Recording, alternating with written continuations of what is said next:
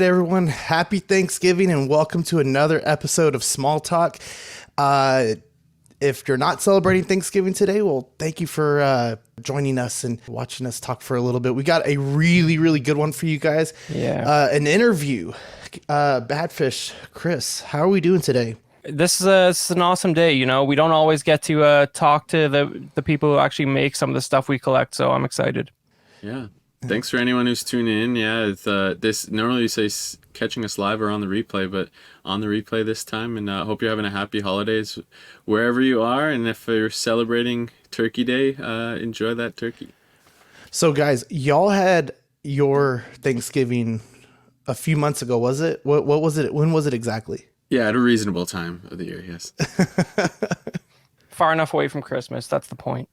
It's October 9th. So here, at least like in Texas, we have like a whole week off, you know, because I'm a teacher, right? But for you guys, is it like a few days or is like, what's like the lead up to Thanksgiving for you guys? 1 day. 1 day, Off. that's it. Yeah, it's like a long weekend, basically. Yeah. Okay. Some people make a 4-day weekend out of it, but it's still a significant holiday. And like generally I see some portion of my family for it. But yeah, then Christmas is the couple months later. If whoever didn't make it can ideally make the next one. Exactly. All right, guys. Well, I want to jump straight into the interview. So today we have Ross Persichetti. He is a sculptor and designer who graduated from Savannah College of Arts and Design in 2022, majoring in illustration and with a minor in drawing and sequential art and design for 3D action figures. He has currently been working on Cyberzoic's project, the Cyberzoic project for Creative Beast Studios, and has also done work for Hasbro in their Marvel, G.I. Joe, Star Wars, and Transformer brands. He has also done illustration work on comic covers, board game art, and toy packaging. Everyone, please welcome Ross Persichetti. Hey. Hey, Ross, how's it going? Hey guys, good. How are you? We're doing real well over here. We're really happy to have you on and get to talk a little bit about Cyberzoic. My first experience with it was I had saw a post on Facebook, I believe, and it was of the Arctic Dragon, which is what I ended up backing. And I just thought this is like the most creative thing I have seen in a really, really long time. And we'll talk about that Arctic Dragon here in a few minutes. But I wanted to go through some rapid fire questions, just trying to get to know you a little bit first. In the intro, we mentioned how you've worked on other types of forms of art, such as like the comic covers, board games, things like that. Can you pick one from each of those categories, the comic covers, the board games, and the toy packaging, that have been like your absolute favorite? Oh, that's a pretty hard one.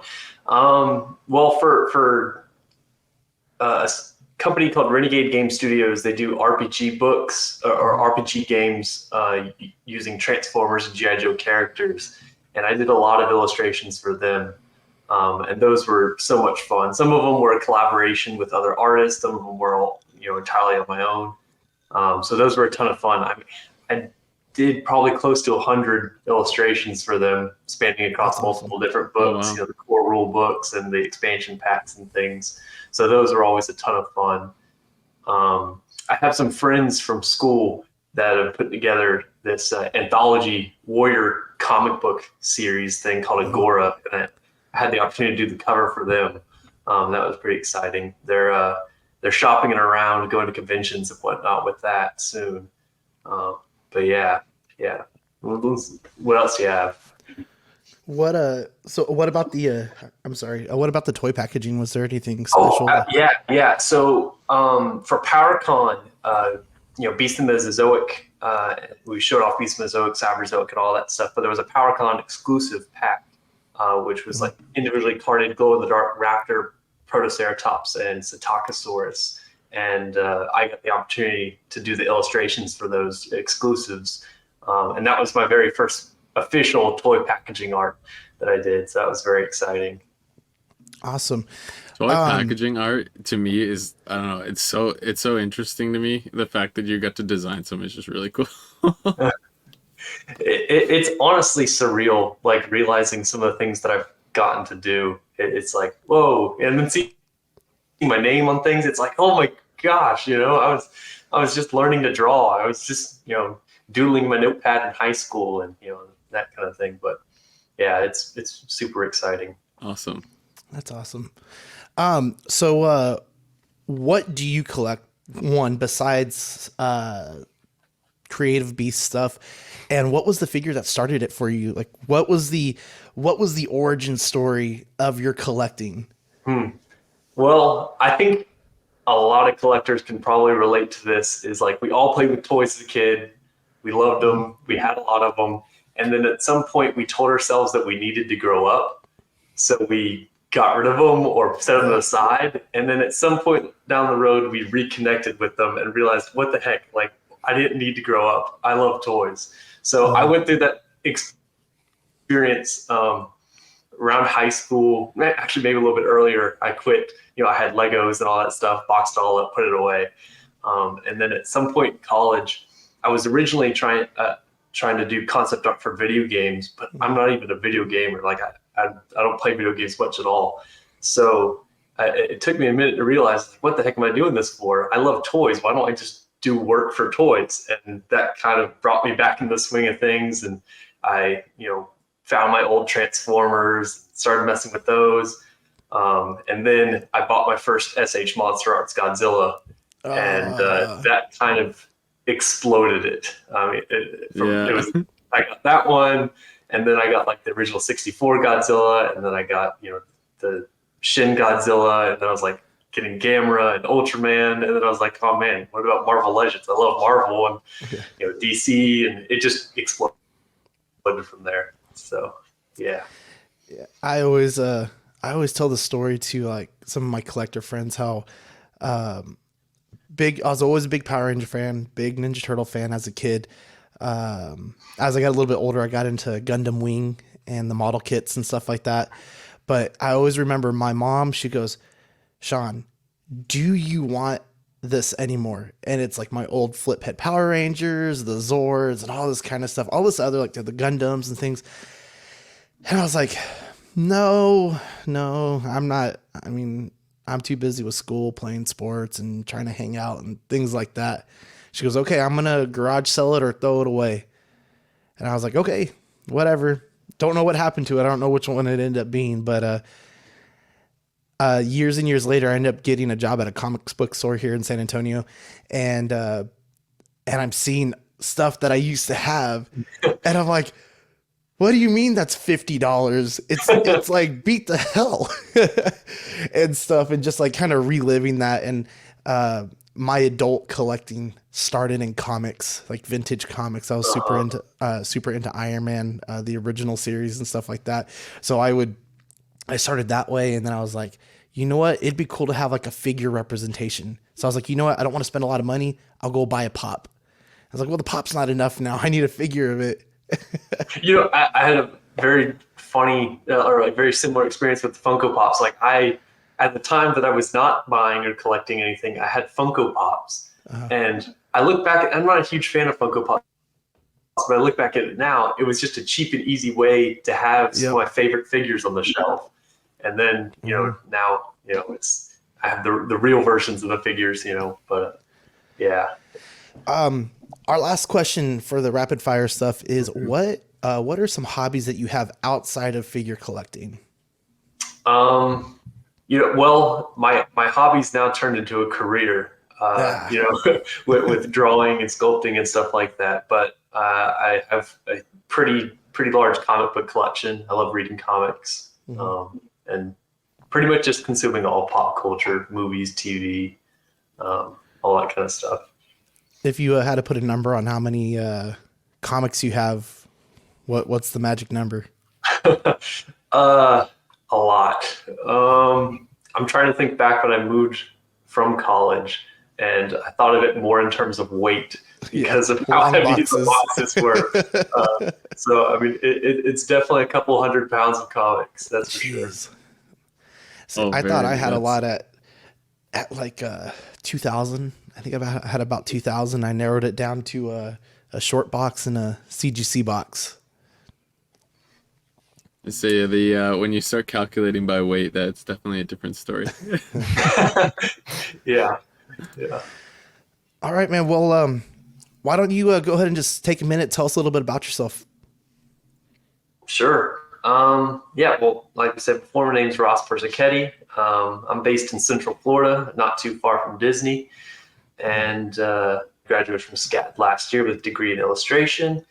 And I've since worked with Hasbro, on Marvel Legends, Transformers, and GI Joe, and also a Transformers project. And I do illustration, sculpting, design for all sorts of things, big companies, big and small. And yeah, I'm a huge fan of toys and figures myself. Yeah. So I think that kind of helps work and things like that. But yeah, that's me.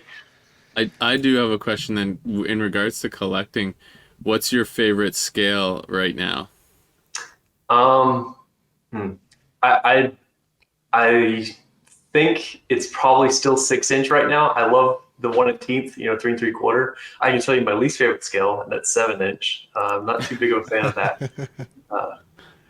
But yeah. I just out of curiosity, you mentioned that you graduated last year, so like that's a pretty impressive list of companies you've worked with in that short amount of time. I'm just sort of curious, is that like, do you feel like that's the way they break up work at those sort of companies, that's sort of representative of somebody with your background, or like did you just do something really cool that got these people's attention? Like, what's the story there? Yeah, so it was kind of unbelievable the way it all happened. But I initially started working with Creative Beast Studio around the same time I did the illustrations for the RPG games for GI Joe and Transformers, and that was just me trying to look and find work, summer work in between school years. And then I took a sculpting class at SCAD, and I found out that they actually recruit people out of the program to do a contract position with Hasbro. So I went through that whole pipeline, and they brought me on for a year, and I got to work full time with them for a year, and then now awesome. freelancing for them. So I was working alongside other recent college graduates at the time, and yeah. That's awesome. Yeah. That's an awesome. Yeah, right in on the ground floor. Mm-hmm. The Cyberzoic project, 1,638 backers and $609,470 in pledges. Yeah. That is crazy. Yeah, it is. It is. And y'all were almost down to the wire on that too with the dragon, right? Yeah. So talk about the Kickstarter process and why y'all went that way, and the story behind Cyberzoic. Yeah. So Cyberzoic is Dave Silva's brainchild. He's been working out this story and these characters and this concept since some of the characters reach back all the way when he was in high school. So this Cyberzoic was kind of his opportunity to release his own IP in a toy line, and he's talked about it many times, where he grew up in the 80s where there was all original ideas. You think about the great things we still buy today, started in the 80s, Transformers and all that stuff. So this is his shot at putting out something original. And when I was looking for an internship, some summer work, I had reached out to him. If I was actually looking to see if NECA had any work, because I wasn't familiar with Creative Beast at the time. And he was like, well, I don't think NECA has anything for you, but I might be able to use you. So I started doing design work for him about 2.5 years ago. And now we're at a fully funded Kickstarter, things, going into production, 3 waves of figures, funded. I mean, it's kind of unbelievable, and I guess I didn't cover the topic or the subject of Cyberzoic, but dragons versus armored dinosaurs. Yeah, what's It's better just than that? yeah, it doesn't get much cooler. So I was just gonna say this is your first Kickstarter with them, right? yeah. Yeah. I was around during the Tyrannosaur Kickstarter, but I wasn't contributing any work to that. I was just still doing Cyberzoic work behind the scenes. Yes. Yeah. And I was actually, I didn't answer another part of your question, how we came to doing another Kickstarter. Originally, Dave was thinking about putting this out as like just a pre-order. You were just going to do the Utah Raptor and the Achillivator and their armor sets and put them up for pre-order. But he kind of wanted to go big or go home, full launch with the Dragon and the Allosaurus and the Smilodon and all the different waves. And I think it definitely paid off. Oh yeah. Seeing the results of the Kickstarter. So yeah. Yeah. It's the variety in the line is a huge draw. Yeah. Mm-hmm. Y'all had mentioned in your live stream, I guess about 2 weeks ago now or so, maybe a week ago, that there's like different waves that the pre-ordering is going to happen. So we didn't just lose out if the Kickstarter if it funded and that was it, right? So now you're in another phase of the pre-order process, if you will.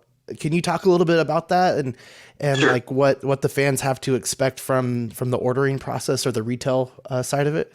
Yeah. So during the Kickstarter, we have everything set at the cheapest price possible, so that there's a little bit of advantage to buying in early. And then now we're transitioning into opening up pre-orders through our website, creative-beast.com, and opening up the backing kit, which is available to everybody who backed. And that'll open up sometime in February. And there's a little bit of price increase in the pre-order from the Kickstarter price to the pre-order. And then when it gets eventually released, it'll go up to regular retail price. So there's, the Kickstarter's lowest price goes up a little bit for pre-order, and then final price for retail and release. So if somebody didn't get in the Kickstarter, there's still time to get their hands on some of this stuff, obviously. Absolutely. Yeah. The only things that aren't available outside of the Kickstarter are the Kickstarter exclusive box set of the Smilodon. That was an homage to Dino Riders, and then the Cyberzoic print by Louis LaRosa. Okay, it's very awesome. cool. My first experience with Creative Beasts was through a former co-host of us here at Small Talk, and he was real big into the Beasts of the Mesozoic line just in general. And we've talked about like the Jurassic Park stuff and like other dinosaur lines, things like that. But he was adamant about like, hey, go check out Creative Beasts. Go check out Beasts of the Mesozoic. These things are awesome. And one of our local shops here in San Antonio, Texas, that I would go to every now and then just because it's kind of across town, but he was the only person that I knew who had them. And once I saw them, I was like, Jesus, these are so much better than just going to Target and picking up a Jurassic Park dinosaur, right? Mm-hmm. So with all that, like what is your process in saying like, okay, we want to do this dinosaur? Like how far back do you guys go in research? Like how accurate is it to what used to be and things like that?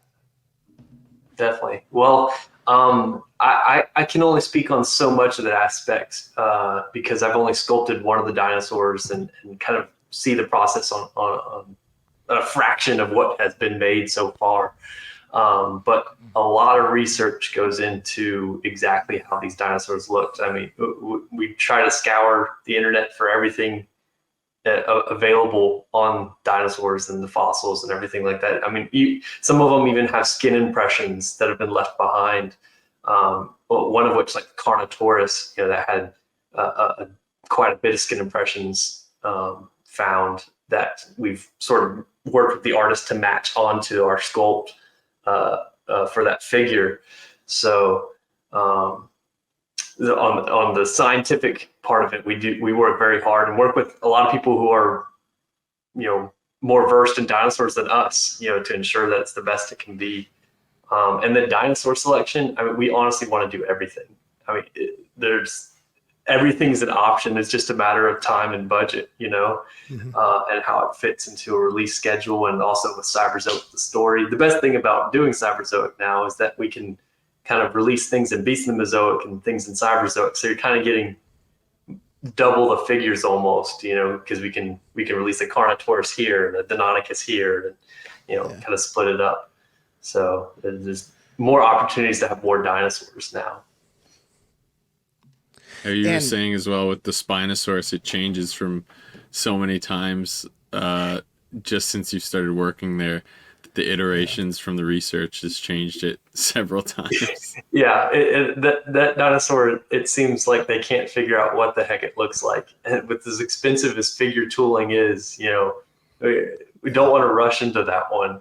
And then by the end of production, it looked completely different. So you mentioned that you worked on one of the dinosaurs, right? Yeah. I sculpted the Deinonychus. So through the sculpting and design, what specifically was your roles in the Cyberzoic project, and how long had you been involved with this? I think you mentioned about 2.5 years or so, kind of behind the scenes, but like, what did it look like? What was the day to day? What's your process? What's your what's the big plan? Sure. Yeah. Well, when I was initially brought on, we were kind of just figuring out what the idea could be in toy form. And I was initially designing some characters, and we'd have a phone call once a week, Dave and I, to review new drawings, new ideas, and just talk things over. And things were always changing. So I initially started designing a lot of the human characters, and we started out doing the tech clan stuff, and then went into the fire clan.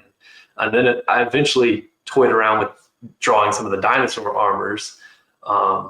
And that opened up new questions about how we would tackle those. And then eventually we came up with the transforming aspects of it. And he would kind of come up with an idea of how he wants it to look. And he would say, all right, Ross, go draw. And I'd come up with a couple of sketches, and we'd review them next week. And he'd be like, all right, do that one. And I would just work out some design drawings. And most of the stuff he's posted or I've posted or on his website or mine. So yeah, it surprisingly, it was a lot more straightforward. And I think, like, for the transforming armors, I think that it helped that we're both a huge fan of Transformers, and I was also a Lego kid. So I think that kind of concept kind of comes a little bit naturally to me, just figuring those ideas out. And then, of course, we have an awesome team of sculptors that do some great things with the drawings and translating them into 3D. So it's definitely one giant team of people working together. I can't take credit for a whole project, because it's always so many hands in the pot making it the best thing possible. I was going to ask, so how do you guys, what do you do to sort of standardize that sculpting process for a line like Cyberzoic? Does everybody do things sort of their own way, but you sort of agree on a few sort of technical basics? How does that work? Well, Dave, he art directs and manages a lot of it from the top. So he'll send along my drawings. I'll do parts breakdowns and things like that. So, the sculptors will have an understanding of how it needs to be broken down. And then once that's done, they'll go through back and forth editing process, whether Dave's taking care of it, I am, just giving notes and things to make sure everything's cohesive. And I've actually gone in through some of the sculpts and edited certain things to make sure hands are compatible, heads can be popped on all the different bodies and lined right, just to make sure, even though we have a bunch of different sculptors, everything is compatible and uniform. So nice. Yeah, there's definitely lots of rounds of edits to make sure everything is right. Which, as a sculptor myself, I know how annoying edits are to do. So it helps when I'm talking with other sculptors. I can be like, hey, I understand how frustrating it is, but this is what we got to do. And, kind of share the same annoyed feelings about edits. But. Well, that it's great to hear you mention sort of making sure limbs and stuff are compatible, because that's that I think that's one of the things that really sort of shines about the beasts of the Mesozoic and Cyberzoic is just like it's sort of coming from sort of a toy action figure enthusiast perspective, whereas like sometimes with like with some of the Hasbro stuff, like the ball joints and the heads are not all the same, the foot pegs are not all the same, and I'm sure there's a multitude of reasons for that. It's a totally different scale of operation, right? But is there sort of like is Dave talking to you guys like there's a design philosophy in mind that here's some sort of key issues we want to think about? Because I think it plays into everything, even down to the scale, the fact that this stuff can sit alongside 5 other toy lines that you might have and it sort of fits right in. Mm-hmm. Yeah, I mean we are definitely, we're all action figure lovers and collectors, so we think about every little detail when it comes to these figures. Making sure that weapons can be compatible. Like we just want to make sure that we're pleasing the fans, because we are the fans. So we know we sort of know exactly how it should be. It's just interesting because I don't know if you guys would sort of include the idea that the limbs are swappable in as advertising material, say, but it's interesting that you thought about it and included it. And it's sort of like, is there sort of like an underlying design philosophy that's sort of accounting for all this stuff, even though it's really not part of the like a promoted detail, for example? But Gotcha. It sounds like it. Yeah. I'm not entirely, I haven't tested out any type of like limb sharing. I know I made sure about hands, wrist, popping, right. Because I always, like, if we're spending the time making all these figures, why not make the hands and heads compatible? Yeah, this stuff doesn't exist yet. We're not making any promises for you, but it's cool that you guys thought about it. It's good. Yeah. So did with that kind of thought, did it limit you guys at all, like with some of the cybernetic pieces? Because I was kind of thinking, I was like, man, all of that is pure imagination. You can like put this cannon on this dinosaur and you can hook it up to this generator and, like have all these ideas. So was there like any kind of limitation through like having to, be able to piece it together? I know on y'all's live stream, you said that the cybernetic pieces should just kind of clip on. Like when y'all did it in the example, like it seemed like it was magnetized and it just kind of sat there perfectly. Mm-hmm. Yeah. Well, as for like the armor pieces, they'll all be like a softer plastic. Depending on the build of the armor, some of them have like a strap and a saddle piece, and those would just be 2 separate pieces that hook into one another. Some of them are pieces that'll be slightly flexible and be like a friction fit. But one thing that I was really pushing for that will be in the line is that all of the weapons will be 5mm ports. So they'll be cross-compatible across all the armor sets. And then also, if any of you guys are Transformers fan, I see a few back there. Most of the Transformers weapons are 5mm ports, so it's fully compatible with those as well. So, you can kind of go crazy with the guns, blades, and blasters. Very cool.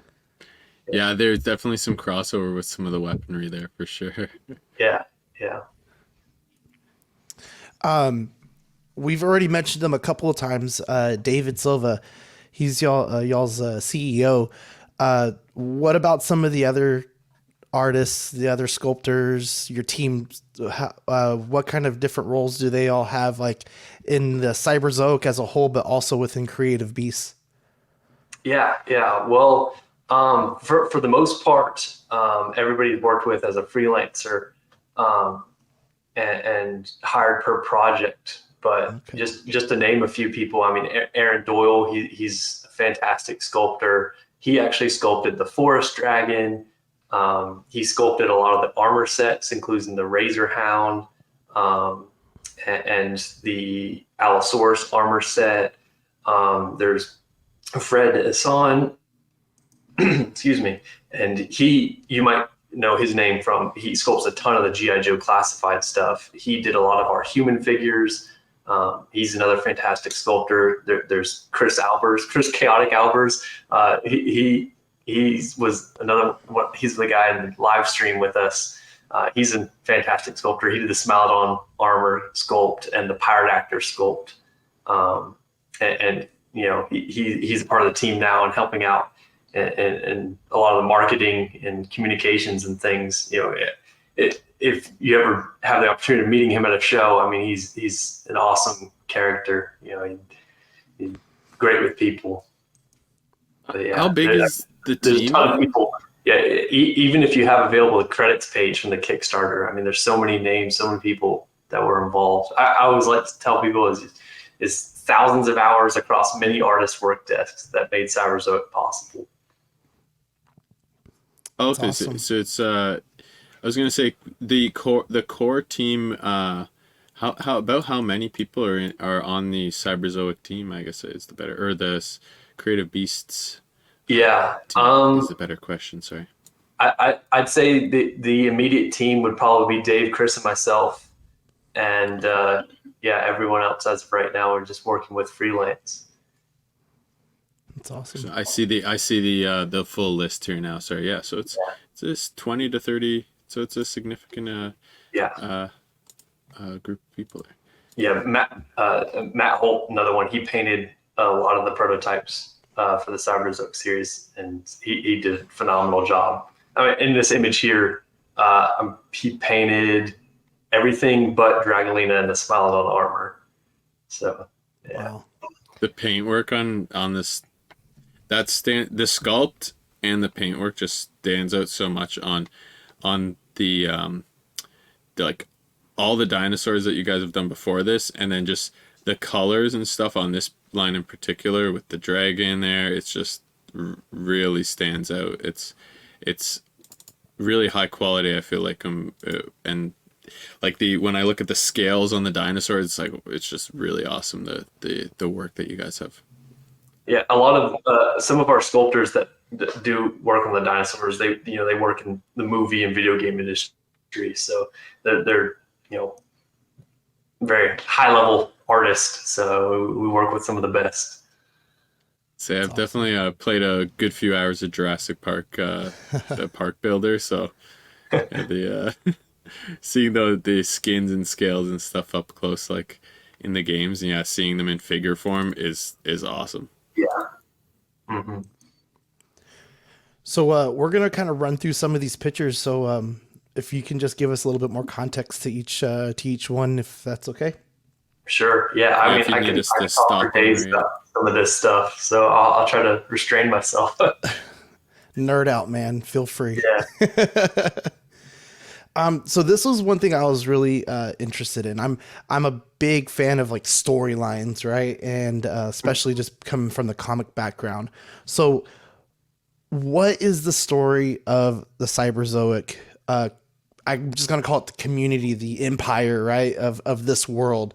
There's the technologists, the fire clans, the desert clans, water clans, and then the unsettled dragons. So like, how does Yeah. all this kind of fall into the story?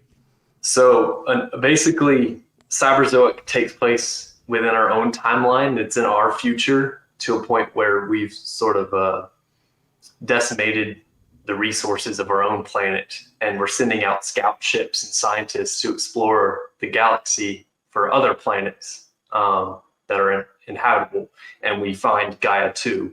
And those scientists, are met with a lot of threats with the indigenous life, a lot of which we know as dragons. And eventually we develop, a civilization. We're able to fight back the dragons and take over land.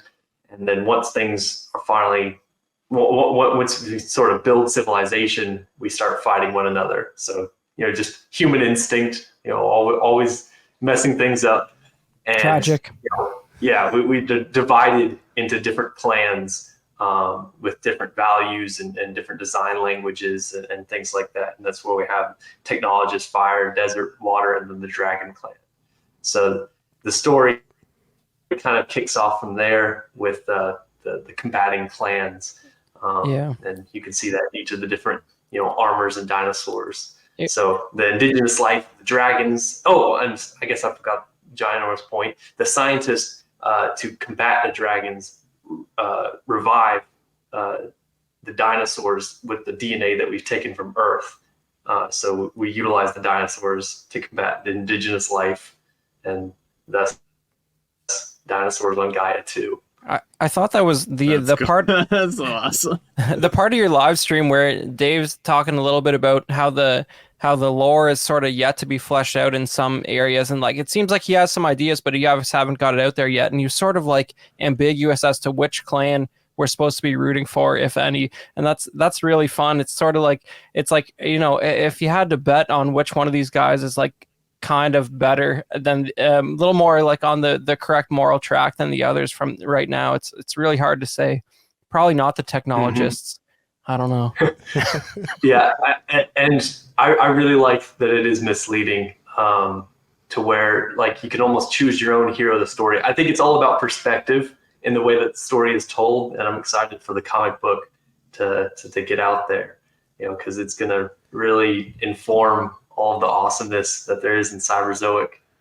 So That's so cool. Yeah, the world that he's building, or your team is, I understand he's his brainchild, sorry, but yeah, it's very cool, the lore behind it and whatnot. And when he was saying that could expand into other media and whatnot, I didn't realize, sorry, that I may have missed that the comic was already in the works, but I understand he was even considering possibly looking at doing a show even at some point. So yeah, that's really cool. yeah, and like when I first started doing design work, he gave me a giant homework assignment, and it was this Google Docs with all of the lore that he had come up with thus far. Wow. At that point, it wasn't broken into like a narrative structure for the comic book. It was just like lore on lore on lore, and details and characters and information. Make it make sense. So it was a lot to take in, and then that kind of just picked and chose elements of it. It was like, all right, let's figure out what this may look like, or this part may look like. You know, there was so many different pieces going on with the whole project. It was like the constant brain stream download that you received. Yeah. So we've been mentioning the comic book. So what's the big plan for that? So are y'all trying to get into comic stores, or is this something that's going to be exclusive to the Creative Beast website, or how are y'all putting that out? I'm not entirely sure what the full plan is for it.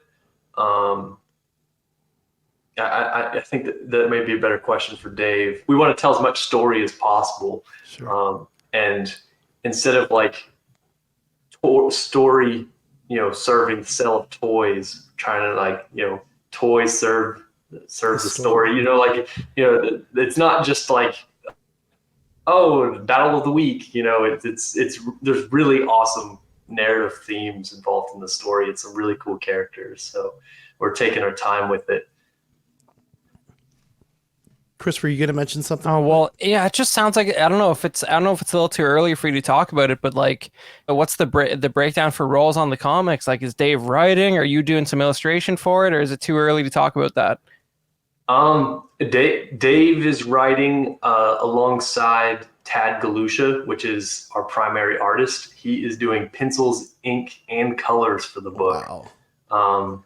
At least for the initial issue. I'm not sure if those roles will be broken up further to help them out, because that's a lot of work. Because we're dealing with super detailed dinosaurs, super detailed characters, and the armor on top. I don't envy that job. He's working very hard. As of right now, I'm not working on anything involved with the comic other than producing some designs for the toys, which show up in the comic. Cool. But yeah. There'll definitely be more information to come, you know, as things move along, though. Yeah, so it's on the horizon, basically. Yeah. Cool. So we have the Allosaurus here, right? Or as I like to call it, the not The T-Rex. weird T-Rex. So are the stands required for this? What's the best way for fans to be able to pose this in a way if they just got the dinosaur and not the armor pieces? Yeah, well, all of the theropod dinosaurs like this, they'll be coming with a new stand that we're developing. The prototype of that stand is seen in a couple of the images from the Kickstarter. Some of our figures from the Tyrannosaur series actually stood pretty well without the stand. It's hard to say right now because they're resin prototypes that's not in the same density or the material that it will be in a production model. So there will have a stand included. To say whether or not it'll be able to balance on its own without it, it's hard to say right now. Some of our others have in the past, but I can't really say about the Allosaurus. Well, but I definitely come with a stand. That's cool. That's cool because like it looks a little bit like it goes more from fossil reference than just because everybody who listens to CW knows Zach on the main show was so offended by the gigantic feet on the Hammond Collection T-Rex that he actually had custom smaller feet made that he put on his Hammond Collection T-Rex. So this aesthetically probably looks a little more in line with what the real animal would have looked like. But yeah, definitely. We even when we cut up articulation, we will we'll do the best we can to keep all of the anatomy and everything accurate. We don't want to morph things too much and out of whack into spheres to make it easier for articulation. We'll engineer around the anatomy, so everything is scientifically accurate, which is the value in our toys. But yeah, the oversized feet, man, I get it, because to pack in a stand for a figure that's meant for all ages, they have limitations because they have such a I didn't mind it. I got the Hammond Collection T-Rex, and I will not be swapping the feet. I just thought it was funny that Zach was like, I can't stand for it. No, it's not accurate. Damn it! I just enjoyed the figure. Yeah. Oh, that's a great piece. Yeah, for the price especially. Dylan and him were talking about it, and I was just like, you know what? Screw it. I'm gonna give it a shot. And that was kind of like my introduction. I never really of course, as a kid had interest in dinosaurs, but more so recently in my adult collecting and things like that, never really had any interest in it. And I gave that Hammond Collection T-Rex a shot, and I really, really liked it. And I actually picked up the Triceratops, the Velociraptor, and I think I have one more. I don't remember what it is, but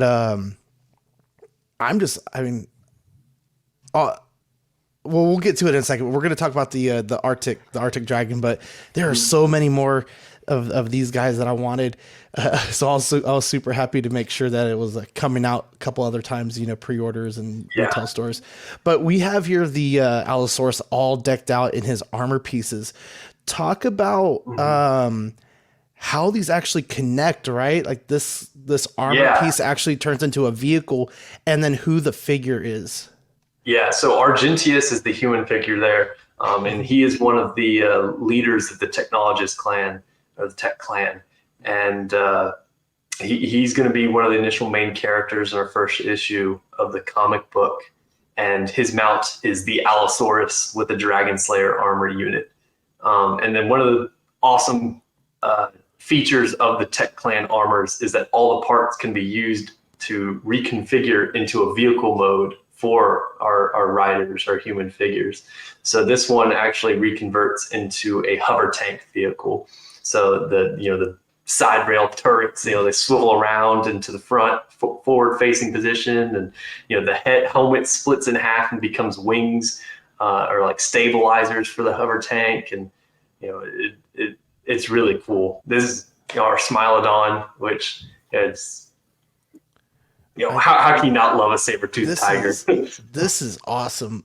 There's a few other beast style figures from some other places. I'm interested in getting this, and then when I saw this, I was like, I really regret not backing this right now. Yeah, and the really cool thing about this figure is for Cyberzoic, we scaled him up to 1/12. So that he would be the right size to be a mount. And in story, because the scientists brought these dinosaurs or animals back to life using their DNA, they had the creative liberty of making an animal bigger or smaller. So it works in story. And then our Beast of the Cenozoic line, that will premiere the 1/18th version of the Smilodon. But this one, can work in, Cyberzoic as a mount, or you could plug and play it with other 1/12 scale lines. But yeah. Yeah, it This gets is them a about battle cat size right there. Yeah, We, I'd we, love an we, army of those. You know. we keep hearing about Battle Cat repaints. oh yeah. Dicey, I dicey. This is the sculpting and paintwork that I'm talking about though. It's like it's just really detailed, great stuff here. All right, so this is the guy I'm most excited to talk about. This is awesome. This is I backed this guy, and I sat on it for like 4 days. Like when I finally decided to back something, right? And man, I almost came down to the wire. I did it day of, I knew the live stream was coming out that day, and I was like, you know what? I just need a bite. And talking with my wife, like, hey, I want to get this. This is cool. This is the plan, you know, stuff like this. And Brave. The cool thing with her is she allowed me to kind of have like a Kickstarter of my own as far as how I collect my or how I fund my collection. And she helped me out a little bit on this one, and I sold some stuff, paid it back. We're all good, all nice and even, back to where we were supposed to be. But man, this guy is impressive. 10 inches tall, 31 inches in length. What was going on here? Like, this guy's huge. Yeah. Well, this one, this was kind of Dave's baby. He had originally designed and sculpted this dragon years ago as a model kit, and it was posed in a statue form, and it was like hand pressed on top of a narwhal on a block of ice. It was just really epic model kit, and it looked almost identical to this, same paint scheme and everything. So now we're in the fortunate situation where we can turn it into an action figure. So that's what we've done here. Besides, and the Arctic Dragon is actually another one of the main characters, as the dragons are super intelligent and have a way of communicating with the humans. So Maybe this maybe this is something we should bother Dave about, but like I'm just so curious like what the behind the scenes conversations are when and I guess this is an older design, but I'm sure you're going to have to work through stuff like this as the line goes on, but like this dragon looks like a hybrid of like 3 or 4 different animals, right? To me at least, you got like some parrot in there. There's something going on with the legs because they don't scream dragon to me, and the wings are almost like vestigial, like they're going away because he doesn't need to use them in his environment or whatever. Like how do you guys sort of discuss that stuff internally? I heard on the stream you guys mentioned a herbivore dragon. So like, is it a sort of a process of like picking and choosing different animals to pull from, or how does that work? yeah, it's less like forming a chimera and more like thinking about how a species might evolve given what we know about animals and wildlife. So you hit it right on the head talking about the vestigial wings. Like, they've sort of evolved away with no longer needing to have wings for flight. So all the dragons go through like a very intense process of imagining the environment that they came from, how they might have evolved over time, their purpose, their hunting practices, and I think that's sort of why they almost fit perfectly with our dinosaurs, because everything's so connected to real life. We're not designing on the rule of cool, just sticking wings and arms and everything, or horns wherever. It's all rooted in science and anatomy and evolution. So like the forest dragon, the wings at one point were double the size to actually realize like the size of the wings it would need to be in order for it to fly. They had to be scaled down for realistic production, but in order to fly something that size, it needs a ginormous wingspan. So everything goes through a pretty rigorous process of figuring out why and how. It's just so fun to hear that those conversations are actually happening in an environment where people are being paid to make action figures. It's good stuff, man. Yeah. Yeah. I do want to talk about just a couple more of these. There's so many, right? Y'all had was it 13 sets total? Oh man, Or I was, don't even know. I didn't even put a number on it. I just knew there was a lot. Oh yeah, this one. Oh, this one's so cool. Is there Dryptosaurus arm with its armor, and this was the very first armor that I designed for Cyberzoic, nice. and it was so exciting to see this one realized in 3D and to see it have come this far.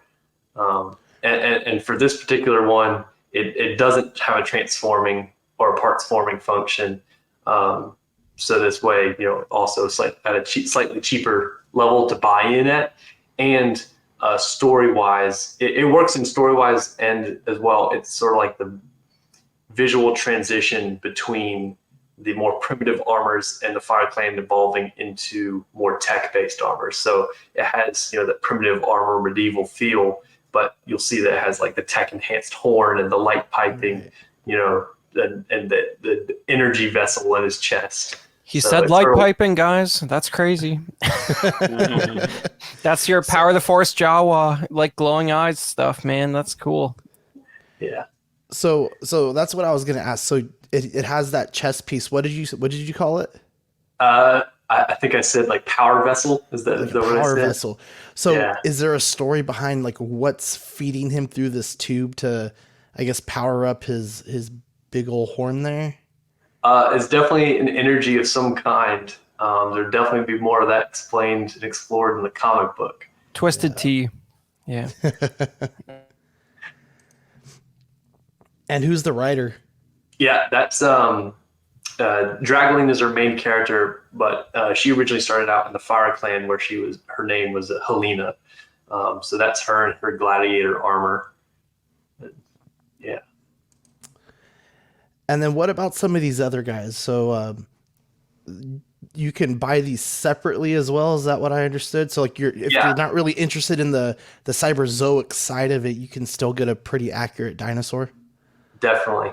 And, a lot of our fan base is, they're only into the dinosaurs. So we didn't want to exclude them from, Cyberzoic and, by having it all packed in together.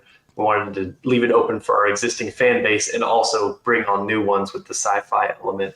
So that's actually how the transforming armor function came about, because we had to come up with an idea of how the armor could be a valuable toy on its own. If you don't get a dinosaur, you just get an armor set. Well, how do you make that, something more than just an armor set? So that's how we came with the robotic animals and the vehicles and stuff like that. So everything can be purchased separately, dinosaur, armor, human, or bought together in a bundled deal. Yeah. So two more that I want to talk about. So talk to me about this guy and his writer. Yeah. So this is the Fire Knight, and the Dilophosaurus with the Pyrodactyl armor. This is definitely one of my favorites. The Pyrodactyl armor, for the Fire Clan stuff, the armors convert into robotic animals. So this one turns into like a giant, robotic pterodon dragon type creature. And then his rider is the Fire Knight, which I designed, sculpted, and I actually painted this prototype too. Yeah. So is that what I think y'all showed it on the live stream. I don't remember if it was painted or not, but it's like a big skeletal like dragon piece, Yep. but it's actually the armor. Is that what it is? That one was the earlier prototype version that we showed off at PowerCon, and then after PowerCon we had some discussions and pushed the design and sculpt a little bit further, and that's how we came upon this. But yeah, that big giant bony skeletal dragon is what it transforms into. Okay, and then I got this guy. So this was your big last tier reveal, right? Yeah. The lizard dragon. What was the idea behind this guy? I love the wings. They almost look like really butterfly-ish. Mm-hmm. And for 175, that's not bad. It's not as much as that Arctic dragon. So what are you getting, and how's this guy gonna be finished off?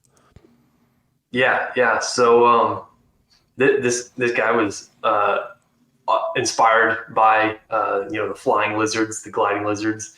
and he's got this giant set of wings, and we're working out how those wings will work, because we want to get like a wire running through them, or possibly multiple wires, so that you can bend and flex it however you want.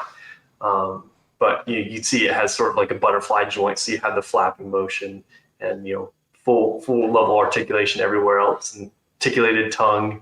He'll actually have swappable tongues, so you can see there in the image where he has like the sort of poking out like a snake, and then you also have one that you can pop in there for the mouth to be fully closed. But yeah, this guy is part of the third wave, so probably about 2 years out from him being released. So we still have time to fine tune and adjust to make sure it's the best figure possible. But yeah, the Forest Dragon unlocked in the last 30 minutes of the the Kickstarter, and when we caught that moment on live stream, it was very exciting. I'm glad you brought that up. You mentioned the the timeline, like a couple years out.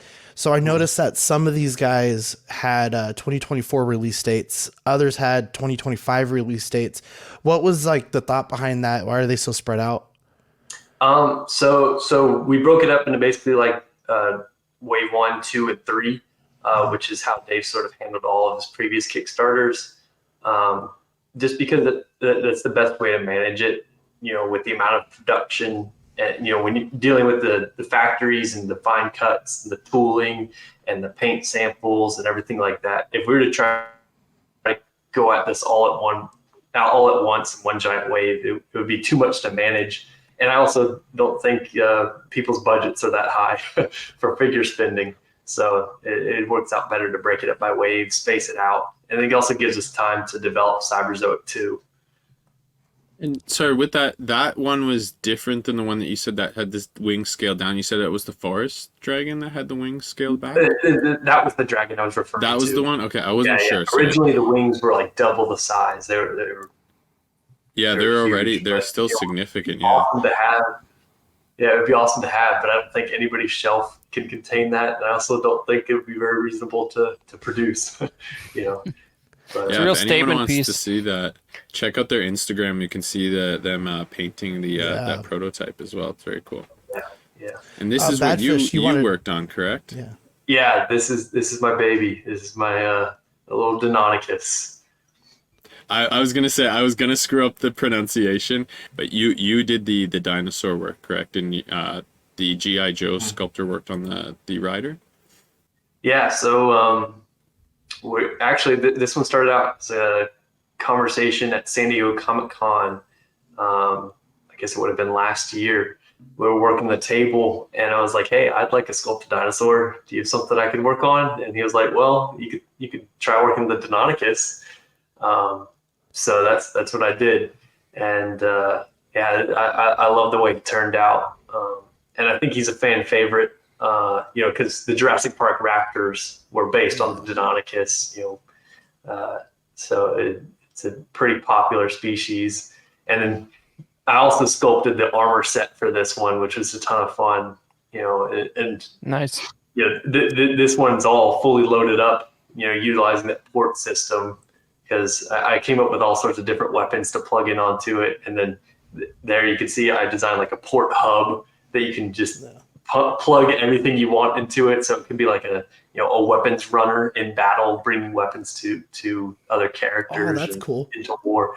Because one of the features that we actually designed during the Kickstarter is there's going to be grips, like trigger grips that slide onto some of these weapons so that they can be used by the human characters. So not only do they port onto the dinosaur armors themselves, but you can utilize them for the human figures. That's awesome. He's He's a pack mule with heavy artillery. Yeah, that's good. Yeah.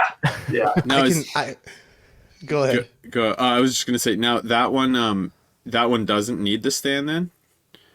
Right? Because of the big feathered wings, it doesn't necessarily need the stand.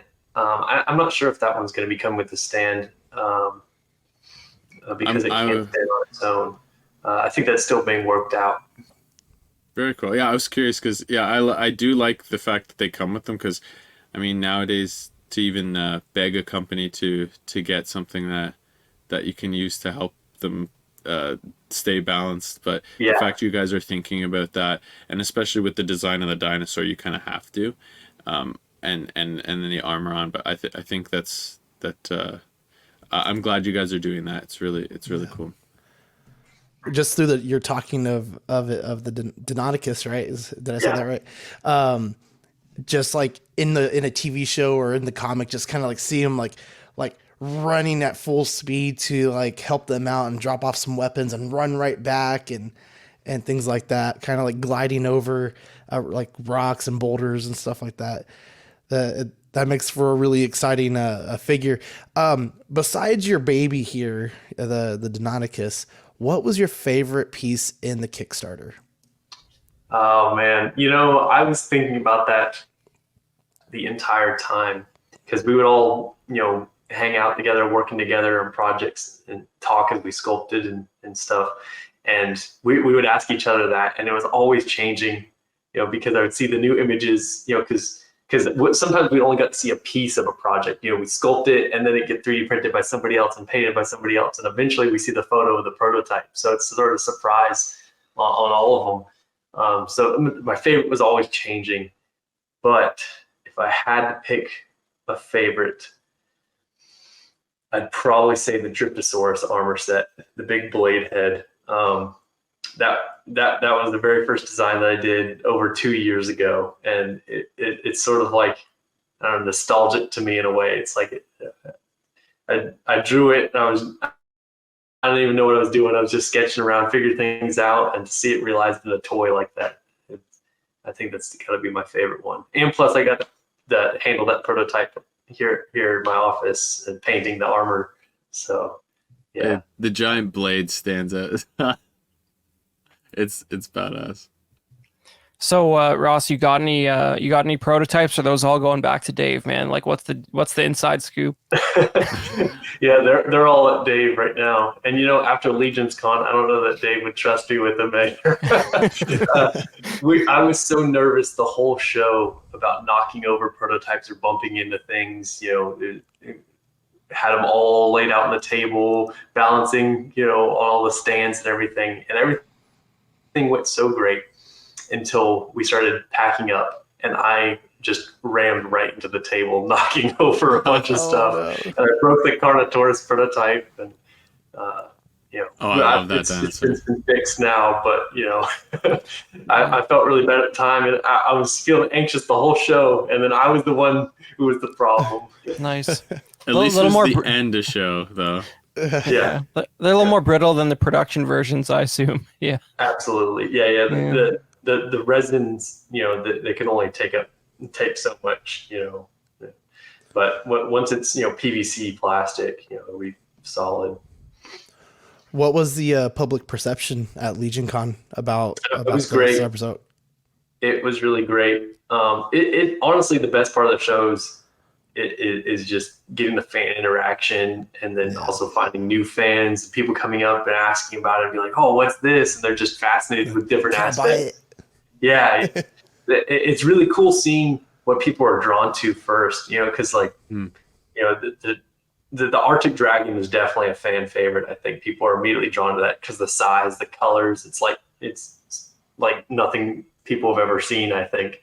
But it's really cool, people picking out and be like, yeah, I like this one the most, or it's always different, and it's fun. But yeah, you never know when you go do anything like that. It's just you kind of have to put it out there and see what people are drawn to, because sometimes it's the one you would think the least is gonna have the most draw. It ends up being one of the fan favorites. So yeah, definitely. And like we've teased at PowerCon and Legion's Con our 6-inch figure prototypes as well, and the fan reaction is always huge on those. So want to figure out something with that in the future. But very cool. Chris, you have anything else? I want to move away from the Cyberzoic stuff really quick. And well, I mean, like I it's way too early for you to get into it, I'm sure, but like I'm sure there's some subset of the beasts that makes sense in 112. To go with those figures. Not all of them, but some of them, and that'd be cool to see. I guess technically your Smilodon's already there, but no one would be able to ride him with those 6-inch figures. But no, that's cool, man. This has been really fun. I really enjoyed it. Love to see this stuff. I do have one question before we move on from the Cyberzoic. Yeah. So where right now it stands, you were explaining, so they'll be available eventually on the site for wide release as well, but they're in the pre-order phase right now. And then what's on the horizon for future releases and stuff for that, if you want to kind of summary of where you guys are right now? Sure. Yeah. Well, we already have figures that are being worked on at the factory, the Smilodon, the Allosaurus, and the Arctic Dragon, which are part of the first wave. And then the pre-orders and backer kit will open up in February. And then we are shooting to get that first wave out in about a year. That's the goal. Everything is always updated on all our social medias and our website. But yeah, and then from now, we're just continuing to fine tune those prototypes, make any adjustments we need to. The factory's working on some of those figures, and we're working on development for the comic book and Cyberzoic too. Yeah. So keep moving forward. Awesome. That's nice to hear. Yeah, you guys were talking about all the ideas already for the second set. It's really cool, and no shortage of ideas. And you guys are very open to all the feedback up until the weeks the Kickstarter is closing. I think you guys had made a change. So with a suggestion by the fans there. So if you guys want something, if you guys see something or think of something that would be interesting, these guys are open. So send them a message there. So like I said, I wanted to kind of move away from the Cyberzoic stuff for just a minute. You're involved with several projects from Hasbro. You've mentioned G.I. Joes, Marvel Legends, Transformers, things like that. And here on Small Talk, that is kind of our wheelhouse. Oh, I didn't mention Star Wars. There was some Star Wars stuff. But that's kind of our wheelhouse. We do focus a decent amount on Hasbro, among other what we like to consider small figures, right? Question number one, when it comes to the Transformers, how do you piece together all the engineering and have it turn one way and then flip this over? And like, what's like the process of like mapping out that puzzle of some of these really complicated Transformers? Yeah. So thankfully, that job is handled overseas with our Transformers team over there. They're like masters of it. They've been doing it since the original toys. Where the sculpting department for Hasbro steps in is whenever they're particularly for Beast Wars characters, whenever there's like skin texture or like animal texture, things like that. That's when the sculpting department will step in. For instance, like the new Magmatron set that was just revealed, I did some work on Seasaurus and Land and Skysaurus, updating some of the skin texture and head sculpts, because they're mostly engineers over there. So we do the final little sculpting touches. But yeah, most of that's handled overseas though. Yeah, and it's a hard job, but they're really good at it. I imagine it's like Lego. They have an entire team dedicated to designing and engineering the from page 1 to page 1,000, right? Yeah, the actual intricacies of working, actually transforming and working and whatnot. And you're also working on a new Spider-Man. We saw a picture on your Instagram of it. You said you're involved with the hands, the utility belt. There was a couple other things.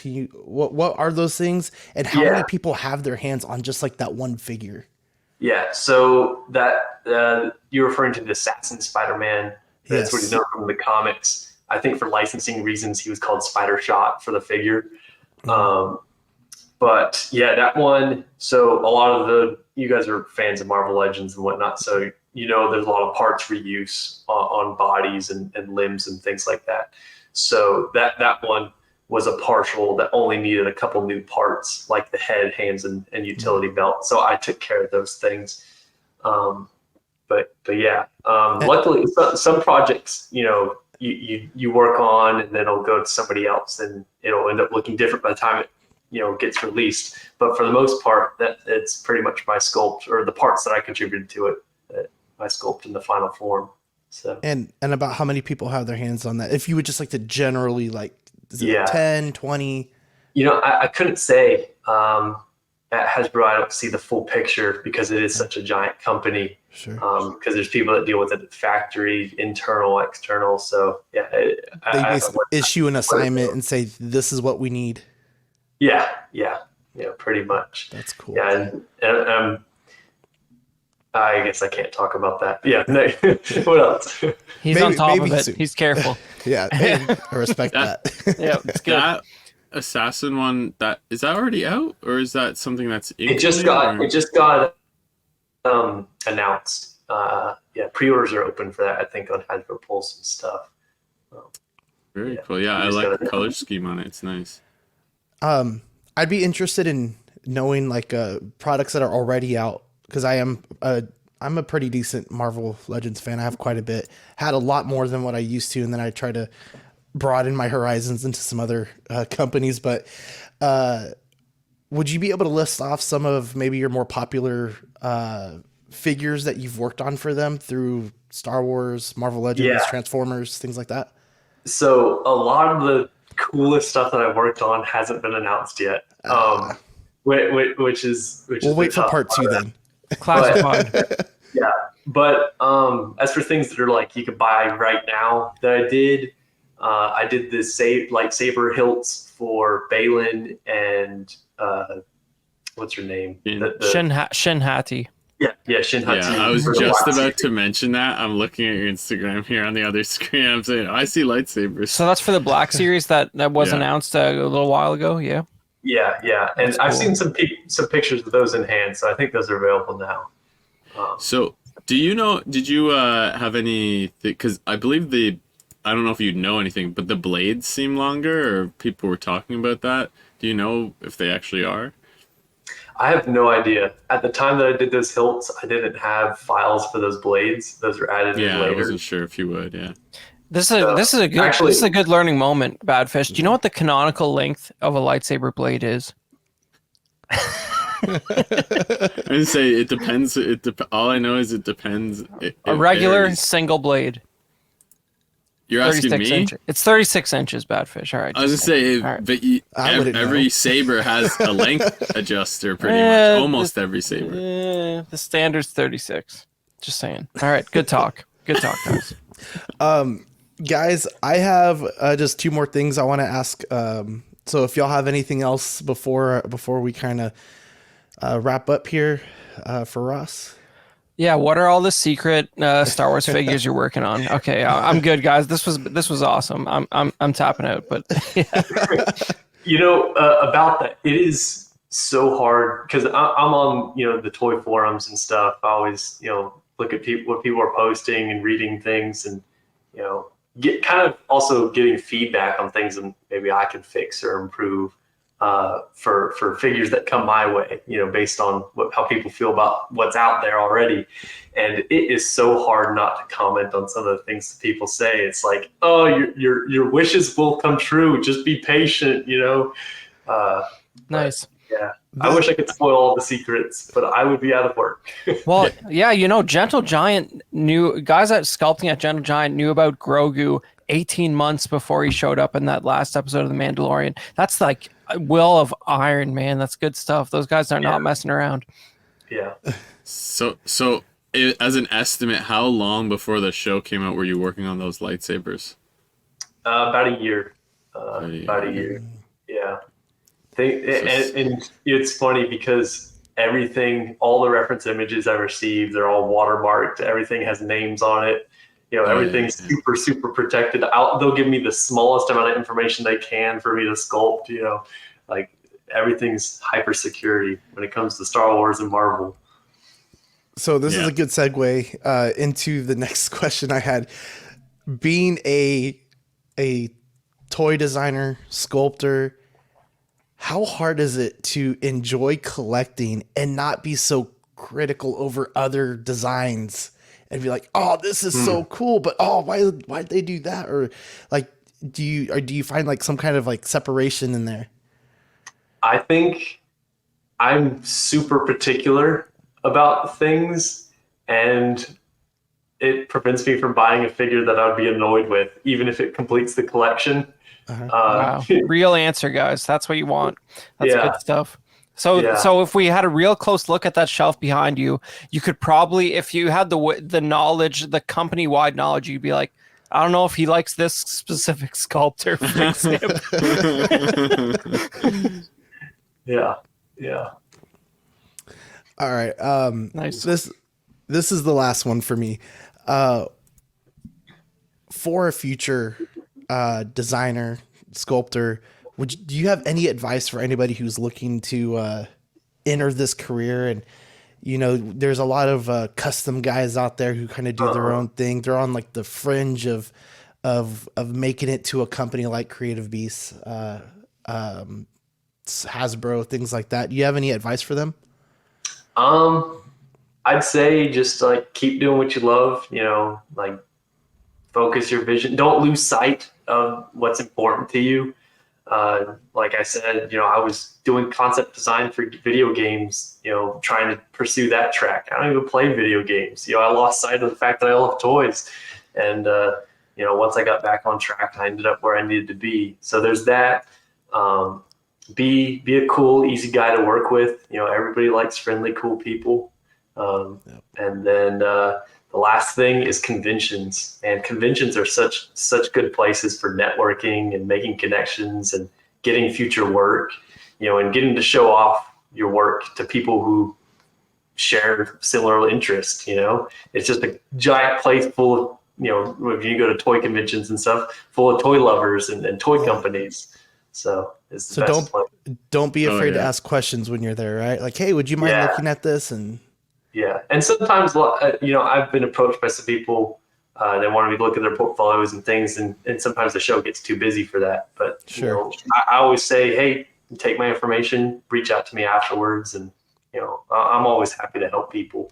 You know, because I feel like I've been very lucky and fortunate because people have helped me. You know, so. With the time that you've been, I've got one here, Sean.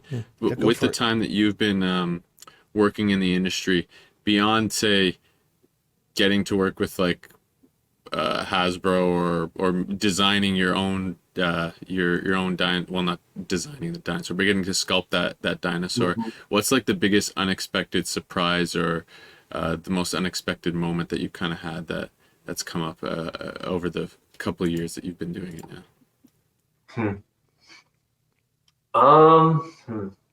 It's a tough question. Well, my initial thought was the fact that I'm even having a career in this. You know, I can be it. Yeah, that's like unbelievable. But yeah, I guess one big surprise is how small. Like, there's so many different companies that make toys and everything, but the industry is so small. Everybody knows everybody. You know, that's one thing that I found really surprising. Like going to conventions, seeing familiar faces. Talking to somebody about somebody, they're like, "Oh, I know him. You know, we went to college together." You know, all the connections across the industry. Everybody knows everybody. Yeah. So, Chris, anything else? It was a pleasure talking with you. Yeah.